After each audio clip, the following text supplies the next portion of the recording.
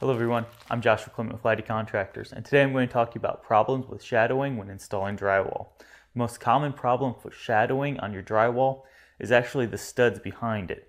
What happens is there isn't adequate insulation or vapor barrier there, so the color of the wood is being pulled into the drywall on the outside of your finished wall. It's a fairly easy fix before you install your drywall. Afterwards, it's going to take a lot of primer and paint to actually cover that up, and then it might come back. The best thing to do is go ahead and make sure that your walls are well insulated.